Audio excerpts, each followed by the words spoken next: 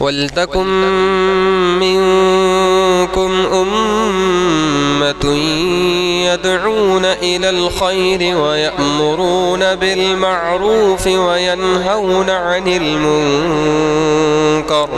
وَأُولَئِكَ هُمُ الْمُفْلِحُونَ۔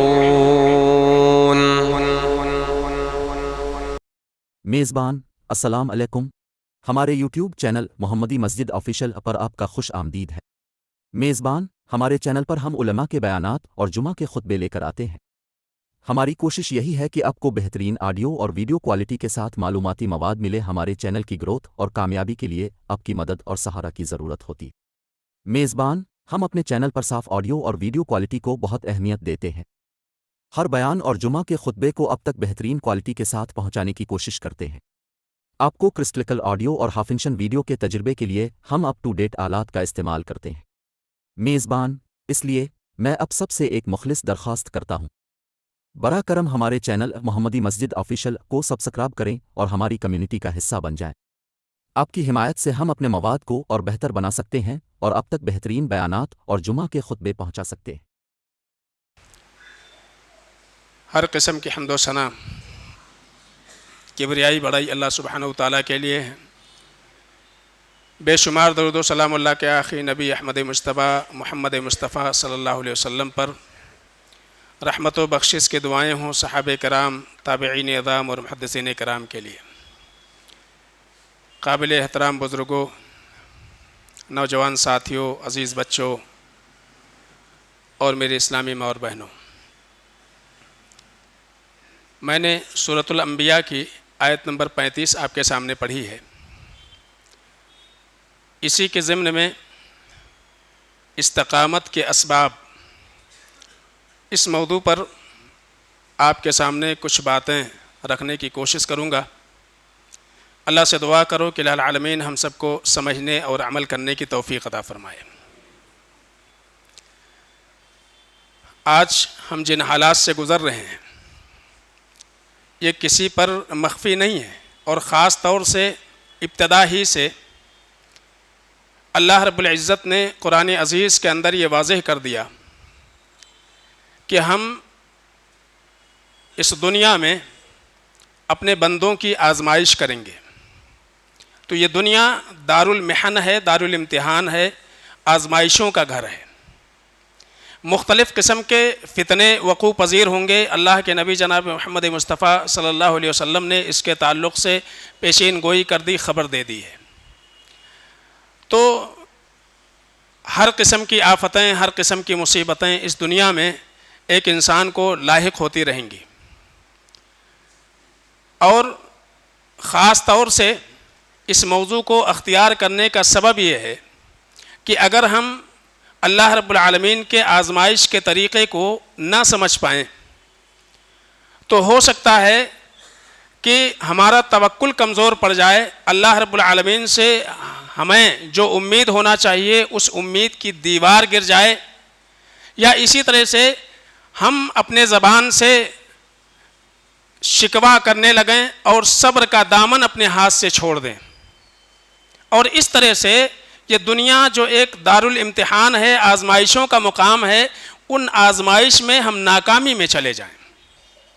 اس لیے خاص طور سے ہم نے یہ جو سلسلہ آج سے شروع کیا ہے، اس کا مقصود یہ ہے کہ سب سے پہلے ہم ان اسباب کا تدارک کریں گے کہ اللہ رب العالمین اپنے بندوں کو اس دنیا میں کیسے کیسے آزماتا ہے، آزمائش کے طریقے کیا ہیں، اس کے وسائل کیا ہیں، اور اس کے بعد ان آزمائشوں میں ہم اپنے آپ کو کیسے کامیاب کریں اور ناکامی سے کیسے بچیں۔ اس پر انشاءاللہ بہت ساری باتیں آپ کے سامنے میں رکھنے کی کوشش کروں گا۔ تو سب سے پہلی چیز جو میں نے آیت پڑھی ہے، سورہ انبیاء کی آیت نمبر 35، اللہ فرماتے ہیں وَنَبْلُوكُمْ بِالشَّرِّ وَالْخَيْرِ فِتْنَةً، کہ یقیناً ہم تم میں سے ہر ایک کو برائی اور بھلائی میں مبتلا کر کے آزمائیں گے۔ کس لیے؟ فتنتاً، امتحان لینے کے لیے۔ امتحان لینے کے لیے ہم تمہیں برائیوں میں بھلائیوں میں مبتلا کریں گے۔ اور اس کے ذریعے سے ہم تمہاری آزمائش کریں گے. وَإِلَيْنَا تُرْجَعُونَ، اور یہ یاد رکھو کہ آخر میں میرے طرف پلٹ کے آنا ہے. تو یہاں اللہ رب العالمین نے یہ واضح کر دیا کہ آزمائش ہوگی، امتحانات ہوں گے. کبھی امتحانات ہمارے اللہ رب العالمین خوشحالی دے کر کے کرے گا، اور کبھی بدحالی میں اللہ رب العالمین مبتلا کر کے ہمارا امتحان لے گا. تو خوشحالی کے بھی مختلف طریقے ہیں اور بدحالی کے بھی مختلف طریقے ہیں. کچھ عام مصائب و مشکلات ہیں اور اسی طرح سے کچھ جسمانی مصائب و مشکلات ہیں. اس دنیا میں اللہ رب العالمین کے من جملہ نعمتوں میں سے ایک بہت بڑی نعمت صحت و تندرستی ہے. اللہ کے نبی جناب محمد مصطفیٰ صلی اللہ علیہ وسلم نے ارشاد فرمایا، نعمتان مغبون فیہما کثیر من الناس الصحۃ والفراغ. اللہ کے رسول صلی اللہ علیہ وسلم فرماتے ہیں کہ دو نعمتیں اللہ رب العالمین نے دنیا میں ایسی دی ہوئی ہیں کہ اکثریت ان نعمتوں کو سمجھنے سے قاصر ہے، یا ان نعمتوں کی اہمیت کو وہ سمجھ ہی نہیں پا رہی ہے. ان میں سے ایک نعمت صحت و تندرستی کی نعمت ہے، اور دوسری نعمت خالی اوقات ہیں، فراغت کے اوقات ہیں. یہ دونوں بہت بڑی نعمتیں ہیں. صحت و تندرستی چلی جائے، ختم ہو جائے، اس کی جگہ پہ بیماریاں آ جائیں، انسان کی زندگی اجیرن ہو جاتی ہے. انسان اگر اتنا مصروف ہو جائے کہ اس کو عبادتوں تک کے لیے وقت نہ ملے، دنیا کے اندر اس قدر منہمک ہو جائے کہ اپنے آخرت سے غافل ہو جائے، اس سے بڑی بدنصیبی کچھ نہیں ہو سکتی ہے. تو اللہ کے رسول صلی اللہ علیہ وسلم فرماتے ہیں کہ دو نعمتیں اکثر لوگ اس سے غفلت میں شکار ہیں، غفلت کے شکار ہیں. صحت و تندرستی. آج بہت سارے لوگ، چاہے وہ مرد ہوں عورتیں ہوں، چھوٹی بڑی بیماریوں کے اندر مبتلا ہیں. ان بیماریوں میں ہم اللہ رب العالمین کے اوپر توکل کے بجائے اگر ہمارا بھروسہ بگڑ جائے، اللہ سے امید کے بجائے اگر ہم مایوسی کے شکار ہو جائیں، تو اس کا اثر سیدھا ہمارے عقیدے کے اوپر پڑتا ہے. اس لیے کہ ایک مومن کو توکل اللہ رب العالمین کے ذات پر ہونا چاہیے، امید اللہ رب العالمین سے ہونی چاہیے، اور اسی طرح سے صبر کا دامن چھوڑ دے ایک انسان تو وہ ڈپریشن کا شکار ہو جاتا ہے. تو اس لیے خاص طور سے بیماریاں اور تکلیفیں، جسمانی تکلیف خاص طور سے، اکثر لوگ چھوٹی بڑی بیماریوں کے اندر، مصیبتوں کے اندر جسمانی اعتبار سے مبتلا ہیں. اور یہ جو آزمائشیں ہیں، یہ دو وجہیں ہیں اس کی. ایک تو اللہ رب العالمین بیماری اور پریشانی دے کر کے، جسمانی آفات کے اندر مبتلا کر کے، کبھی تو اللہ رب العالمین آزمائش کرتے ہیں، اور کبھی ایسا بھی ہوتا ہے کہ اللہ رب العالمین ان بیماریوں کے ذریعے سے ہمارے درجات کی بلندی چاہتے ہیں. تو یہ پتہ کیسے چلے کہ ہمارے لیے یہ عذاب ہے یا اسی طرح سے ہمارے لیے یہ آزمائش ہے؟ ہم جس بھی بیماری کے اندر مبتلا ہیں، شوگر ایک عام بیماری ہے آج، تو جس بھی بیماری کے اندر ہم مبتلا ہیں، ان بیماریوں میں ہمارا طرز عمل کیا ہونا چاہیے، ہم کو کیا کرنا چاہیے، یہ چیزیں سمجھنے کی ضرورت ہے. اللہ رب العزت نے خاص طور سے قرآن عزیز کے اندر ارشاد فرمایا، وما اصابکم من مصیبت فبما کسبت ایدیکم ویعفو عن کثیر، کہ اس دنیا میں جتنی بھی مصیبتیں آتی ہیں، جو بھی پریشانیاں آتی ہیں، یہ انسان کے اپنے ہاتھوں کی کمائی ہوتی ہے. وَيَعْفُو عَنْ كَثِيرٍ، اللہ فرماتے ہیں کہ بہت سارے گناہ تو انسان کے ہم معاف کر دیتے ہیں، اس پر مواخذہ ہی نہیں کرتے ہیں. لیکن کچھ چیزوں پر ہم مواخذہ کرتے ہیں، اور اس کا سبب بیماری بھی ہے. بیماری بھی اللہ رب العالمین کے عذاب کی ایک شکل ہے، اور امتحان کی بھی ایک شکل ہے. اور خاص طور سے اس بارے میں ہمارا طرز عمل کیا ہونا چاہیے. اگر ہم سلف کی زندگی پر غور کرتے ہیں، ان کی زندگی کو دیکھتے ہیں، تو ہم یہ پائیں گے کہ اکثر لوگ ہمارے سلف صالحین عمومی طور سے جب انہیں کوئی مصیبت لاحق ہوتی تھی، کوئی پریشانی ہوتی تھی، تو وہ اپنے گناہوں کا سبب اس کو سمجھتے تھے. وہ سمجھتے تھے کہ یہ جو کچھ مصیبت ہمارے اوپر آئی ہے، چاہے وہ جسمانی ہو یا مالی ہو، وہ پریشانی جو لاحق ہوئی ہے یہ ہمارے کسی نہ کسی گناہ کا سبب ہے، ہمارے کسی نہ کسی غلطی کا نتیجہ ہے۔ اور خاص طور سے اسماء بنت ابی بکر رضی اللہ تعالی عنہ، خلیفہ اول کی بیٹی، اللہ کے نبی جناب محمد مصطفیٰ صلی اللہ علیہ وسلم کے سالی اسماء بنت ابی بکر، ان کی سیرت ہم پڑھیں گے تو نظر یہ آتا ہے کہ ان اسماء بنت ابی بکر كانت تصدع فتضع يدها على راسها وتقول بذنبي وما يغفر الله تعالى اکثر۔ ان کا معاملہ یہ تھا کہ جب کبھی ان کا سر دکھنے لگتا اپنے سر کے اوپر ہاتھ رکھتی اور کہتی تھی بذنبی، یہ جو میرا سر دکھ رہا ہے کہیں نہ کہیں مجھ سے کوتاہیاں ہوئی ہیں، مجھ سے غلطی ہوئی ہے، گناہ ہوا ہے اور اس کی وجہ سے میرا سر دکھ رہا ہے۔ اور کہتی تھی وَيَغْفِرُ اللَّهُ تَعَالَى أَكْثَرُ، اور اللہ رب العالمین نے جو ہمارے گناہوں کو معاف کر دیا وہ تو بہت زیادہ ہیں۔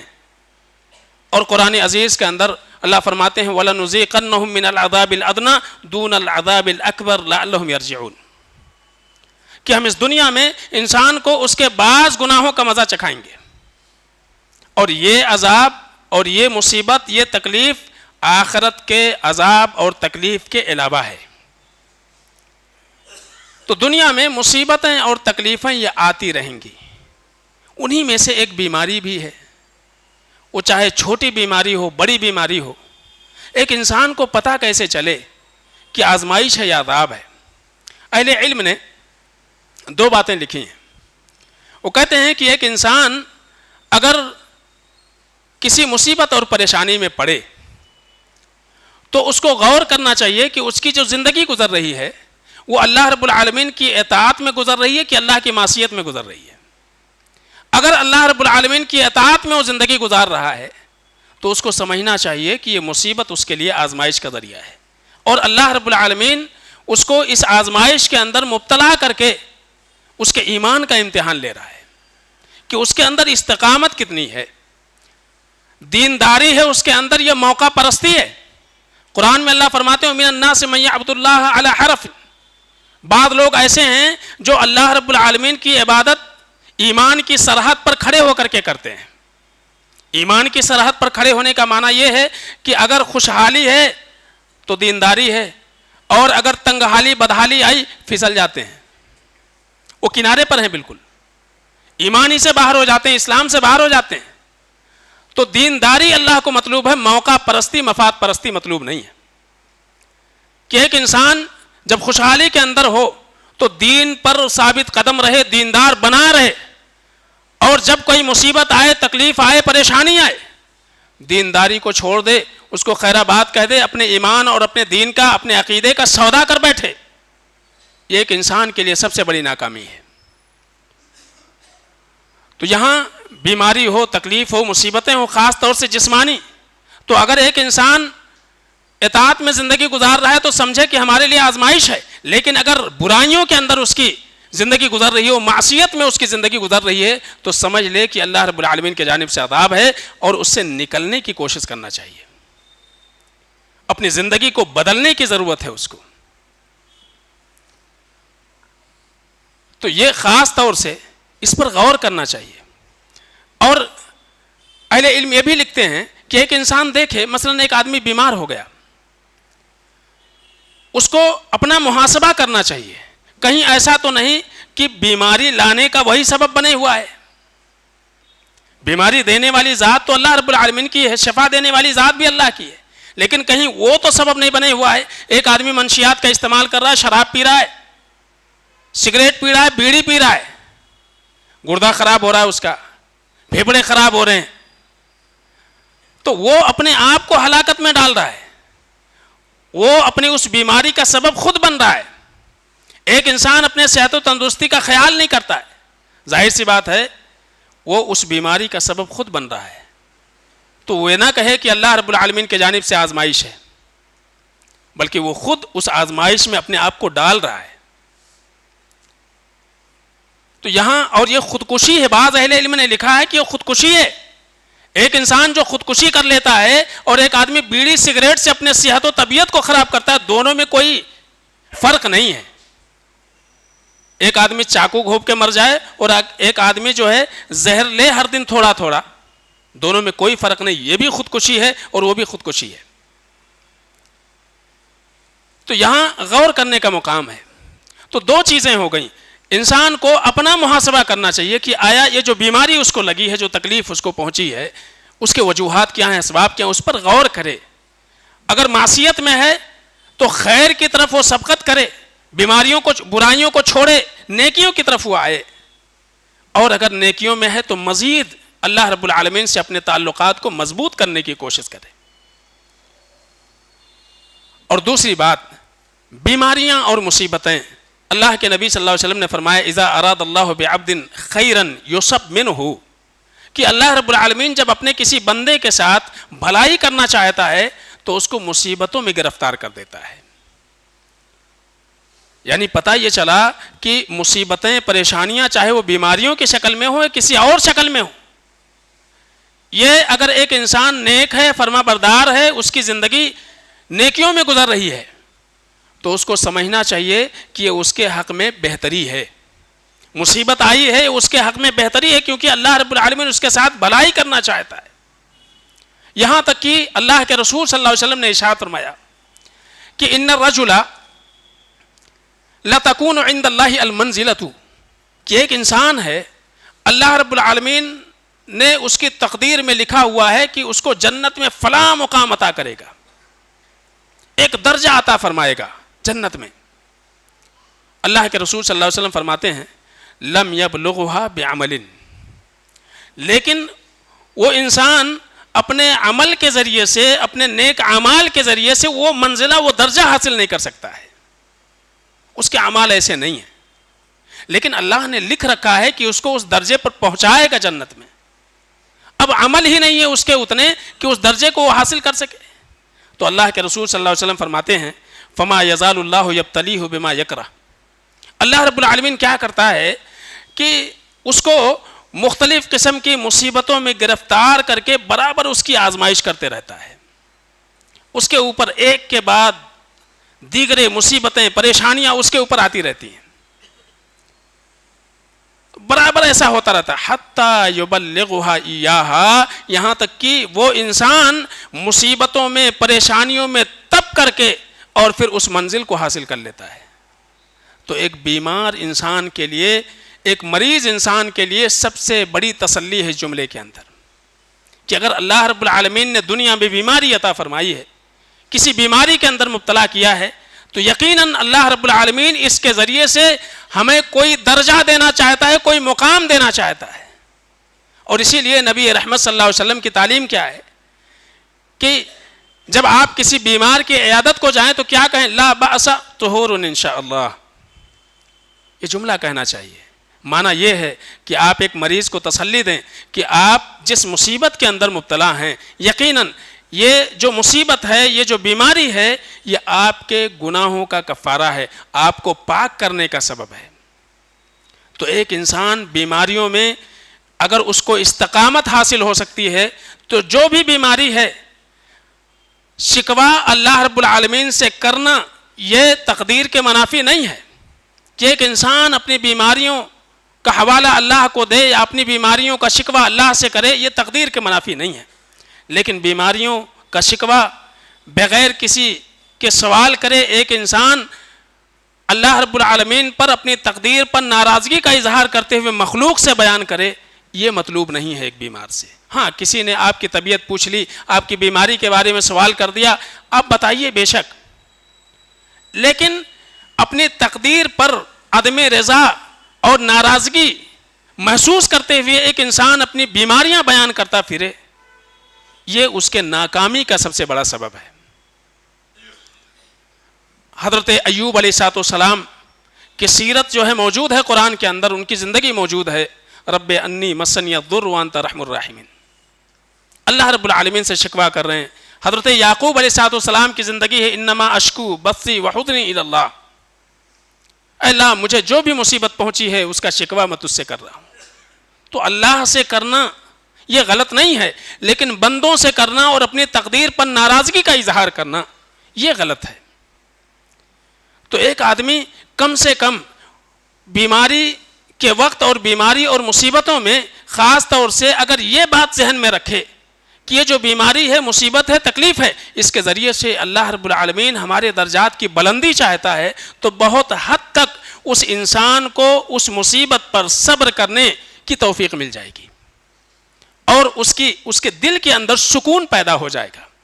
اسی طرح سے قرآن عزیز کے اندر اللہ رب العالمین نے بڑی پیاری بات فرمائی۔ اللہ فرماتے ہیں ما اصاب من مصیبت فی الارض ولا فی انفسکم الا فی کتاب من قبل ان نبرأها۔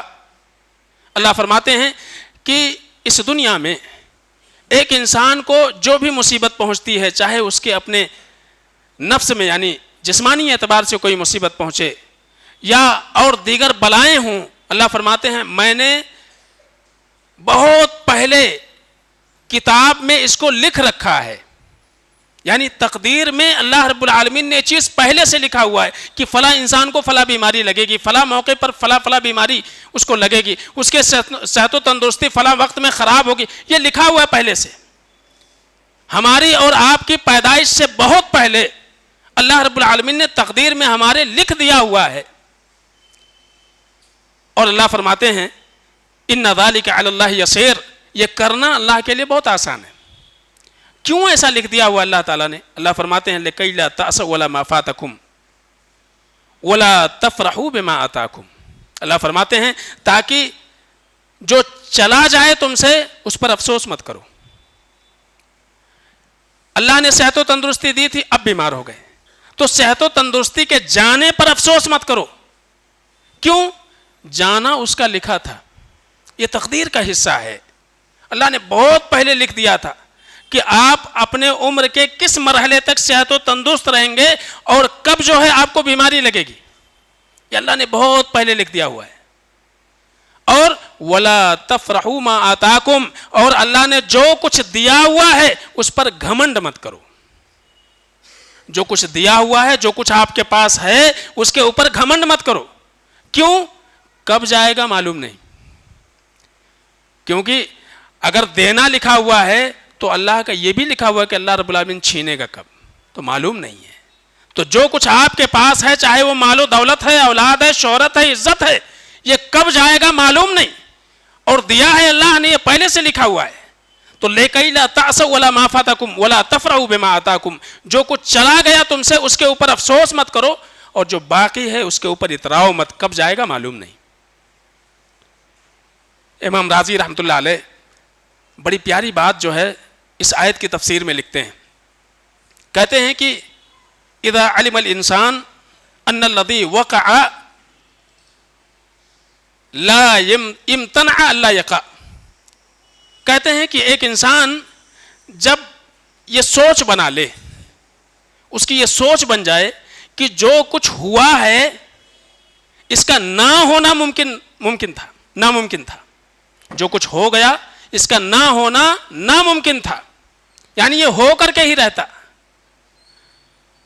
تو اس سے فائدہ کیا ہوتا ہے؟ کہتے ہیں کہ زالت المنازعۃ عن النفس، تو پھر نفس کے اندر جو کھینچا تانی ہوتی ہے، ایک انسان سوچ میں کیوں ایسا ہو گیا ہمارے ساتھ، ہم کو نقصان کیوں ہوا، ہم کو بیماری کیوں لگی، اس پریشانی میں ہم کیوں مبتلا ہوئے، یہ مصیبت ہمارے اوپر کیوں آئی، یہ جو انسان کے ذہن میں چلتے رہتا ہے یہ ختم ہو جائے گا، یہ چیزیں ختم ہو جائیں گے۔ زالت المنازعۃ عن النفس وحصل الرضا بہ، اور ایک انسان کو اپنے تقدیر پر رضامندی حاصل ہو جائے گی، اللہ کی قضا پر رضامندی حاصل ہو جائے گی، کیونکہ وہ جان لے گا کہ جو کچھ ہوا اس کا ہونا یقینی تھا، کیونکہ اللہ نے تقدیر میں لکھا ہوا ہے۔ تو تقدیر پر ایمان ہمارے ایمان کا ایک حصہ ہے، ایک رکن ہے۔ تو جو کچھ ہو گیا وہ ہونا یقینی تھا، اس کو آپ ٹال نہیں سکتے تھے۔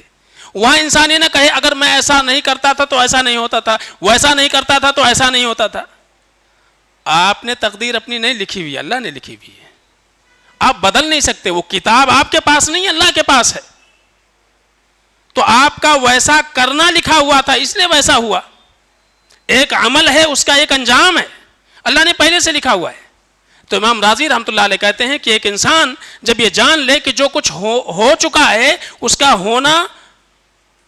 ہونا ممکن تھا بلکہ اس کا ٹلنا محال تھا، تو انسان کے نفس میں جو جھگڑے چلتے ہیں، کھینچا تانی چلتی ہے، وہ ختم ہو جائے گی. اور اسی طرح سے ایک انسان کو قضا پر صبر کرنے کا موقع مل جائے گا. تو اس پر کم سے کم غور کرنا چاہیے. تو ایک انسان ہمیشہ یہ سوچے کہ جو کچھ اس کے ساتھ ہوا ہے یہ چیزیں لکھی ہوئی تھی پہلے سے، اس کو آپ ٹال نہیں سکتے تھے. اور اسی لیے شیخ عبد القادر جیلانی رحمۃ اللہ علیہ وہ نصیحت کرتے ہیں، کہتے ہیں کہ یا بنیا ان المصیبت ما جاءت لتہلکک، اے میرے بچوں، مصیبتیں جو آتی ہیں، تکلیفیں جو آتی ہیں، تم کو برباد کرنے کے لیے نہیں آتی ہیں. کہ ایک انسان کو کسی کو اللہ نے بیماری دے دی، کسی مصیبت کے اندر مبتلا کر دیا، انسان یہ سوچے اب وہ ختم ہو گیا، اب وہ برباد ہو گیا. اور دوسری بات، ایک چیز اور ذہن میں رکھیے، قرآن میں بار بار اللہ نے ایک بات فرمائی ہے، لا یکلف اللہ نفسا الا وسعہا. اللہ رب العالمین کسی کو اس کے طاقت سے زیادہ کسی بات کا مکلف نہیں کرتا ہے. اگر آپ کو کوئی پریشانی لاحق ہوئی ہے، کوئی مصیبت لاحق ہوئی ہے، تو اس مصیبت سے نکلنے کی طاقت آپ کے اندر ہے، اسی لیے اللہ تعالیٰ نے مصیبت دی ہوئی ہے. اس مصیبت کو جھیلنے کی طاقت آپ کے اندر ہے، نہیں ہوتی اللہ تعالیٰ دیتا ہی نہیں. تو اس کا یہ معنی ہے کہ آپ یہ نہ سوچو کہ جو کچھ آیا ہوا ہے اس کو جھیلنے کی ہمارے اندر طاقت نہیں ہے. یہ تو اللہ رب العالمین کے ذات پر بہت بڑا الزام ہو جائے گا کہ سارے لوگوں کے ساتھ ایک جیسا معاملہ اللہ رب العالمین کرے اور سارے لوگوں کو ایک جیسا عذاب دے اور سارے لوگوں کی آزمائشیں ایک جیسی ہوں. ایسا ہو ہی نہیں سکتا ہے، کیونکہ ہر انسان کا مزاج، اس کی طاقت سب الگ ہے. تو آپ کو جو پہنچی ہے وہ آپ کے طاقت کے بقدر ہے، دوسرے کو جو پہنچی ہے وہ اس کے طاقت کے بقدر ہے. تو یہ ہمیشہ ذہن میں رکھیے، لا یکلف اللہ نفسا الا وسعہا. آپ کو جو مصیبت پہنچتی ہے اس کو جھیلنے کی طاقت آپ کے اندر ہے. اب آپ نہ جھیل سکو، بے صبری کا مظاہرہ کرو، استقامت آپ کے ختم ہو جائے، آپ کے قدم ڈگمگا جائیں، آپ بدعقیدگی کے شکار ہو جاؤ، یہی تو ناکامی ہے، یہی تو اصل آزمائش ہے. تو کہتے ہیں کہ یا بنیا ان المصیبت ما جاءت لتہلکک، اے میرے بچے، جو مصیبت پریشانی تم کو لاحق ہوئی ہے اس کا یہ مطلب نہیں ہے کہ تم کو ہلاک کرنے کے لیے، برباد کرنے کے لیے آئی ہوئی ہے. انما جاءت لتمتحن صبرک و ایمانک، یہ جو مصیبت آئی ہے یہ تمہارے صبر اور تمہارے عقیدے کے امتحان کے لیے ہے کہ تمہارا عقیدہ کتنا مضبوط ہے. ایک انسان بیماری میں آتا ہے، بیماریوں میں اس کو دور کرنے کے لیے در در کی خاک چھانتا ہے. بیماری ہو گئی، شفا دینے والی ذات اللہ رب العالمین کی ہے. کتنے لوگ مزاروں کا چکر مارتے ہیں، کتنے لوگ غلط طریقے سے غیر شرعی دم اور علاج کے لیے اپنے ایمان کا سودا کرتے ہیں. اللہ نے وہ بیماری دی ہے تو اس بیماری کا علاج بھی اللہ نے پیدا کیا ہوا جائز طریقے سے. ناجائز میں کیوں جاتے ہیں آپ؟ تو ناجائز طریقہ یہی تو امتحان ہے آپ کے عقیدے کا کہ آپ کی دینداری کتنی ہے، آپ اپنے دین پر کس قدر قائم رہنے والے ہیں. یہی تو امتحان ہے اللہ رب العالمین کا. تو ایک انسان پھسل جائے، اپنے عقیدے کا سودا کر لے، اپنے ایمان کا خیال نہ کرے، اس کا ایمان کمزور پڑ جائے، یہی تو ناکامی ہے، یہ سب سے بڑی ناکامی ہے. تو یہ مصیبتیں اور تکلیفیں ہمارے ایمان اور ہمارے صبر کا امتحان لینے کے لیے آتی ہیں کہ ہمارے اندر صبر کیا ہے. انما یوفی الصابرون اجرہم بغیر حساب. اگر آپ صبر کر لیتے ہیں تو اللہ رب العالمین بے حساب اجر آپ دیتا ہے، اللہ نے وعدہ کیا ہوا ہے. تو آپ اگر صبر کر لیتے ہیں، اس آزمائش کے اوپر جمے رہتے ہیں، دینداری آپ کی باقی رہتی ہے، تو آپ کے اندر یہی تو اللہ کو مطلوب ہے کہ استقامت باقی رہے، دینداری باقی رہے.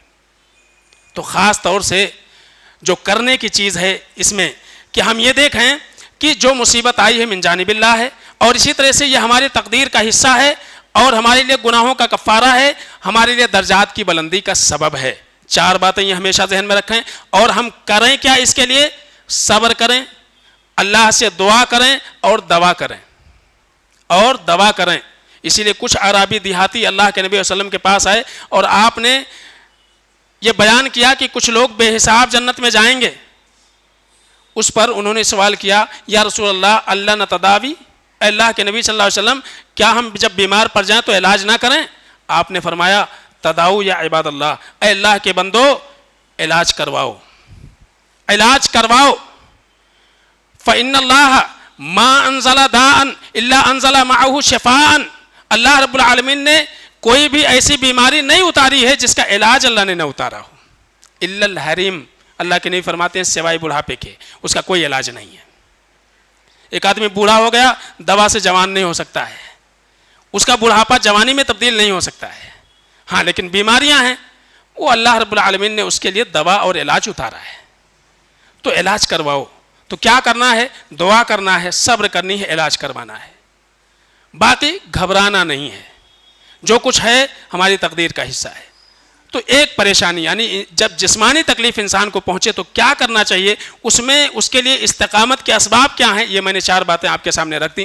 اللہ رب العالمین سے دعا ہے کہ العالمین ہم سب کو سمجھنے عمل کرنے کی توفیق عطا فرمائے۔ بارک اللہ لنا ولکم فی القرآن الحکیم ونفعنا وإياکم بالآیات والذکر الحکیم، انہ تعالی جواد کریم ملک رؤوف رحیم۔